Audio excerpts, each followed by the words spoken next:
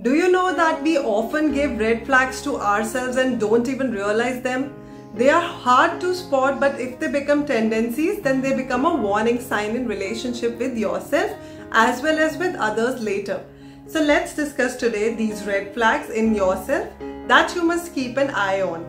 So number one is unconstructive self-talk. Psychologist Dr. Elizabeth Scott defines negative self-talk as any inner dialogue you have with yourself that may be limiting your ability to believe in yourself. One must understand that negative self-talk increases the risk of mental health problems like decreased motivation, feelings of helplessness, and even depression. If you are guilty of constantly putting yourself down and having a lot of thoughts which are self-depreciating, even the ones you pass off as jokes, then you have to change the habit or maybe talk to a professional. Number two is need for social validation. Do you feel that you're too much of a people pleaser? Does your self-esteem often go up and down depending on others' opinions? It's a sign that you may have a neurotic need for social validation, and this is a major red flag. People with too high a need for social validation often have low self-esteem, and they stay in or even chase after unhealthy one-sided friendships and relationships. Number three is neurotic need for control.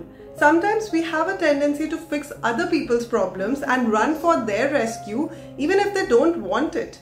People who struggle with this most likely grapple with strong feelings of helplessness, and to cope with this, they become overly demanding in their way. Number four is toxic perfectionism. People like this expect themselves to perform perfectly and without any error, and with that they are only setting themselves up for failure and disappointment. This is not only a definite red flag and a weakness, but also a harmful habit for your mental health. Number five is avoidant attachment. People with avoidant attachment styles tend to be emotionally detached and closed off, as they often feel uncomfortable with long-term closeness and intimacy in relationships. This causes self-sabotaging behaviors like cheating, ghosting, and never asking for help if required. And last is social media addiction.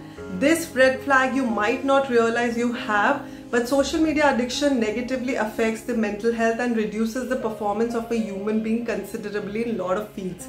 Some possible downsides of too much social media consumption are like low self-esteem, increased feelings of loneliness, anxiety, or even depression. Have you noticed any of these red flags in yourself? If yes, you must consider working positively on yourself, or best is to consult a professional who specializes in cognitive behavioral therapy. And for more such interesting videos, don't forget to subscribe to our channel, and don't forget to share this video with your friends as well.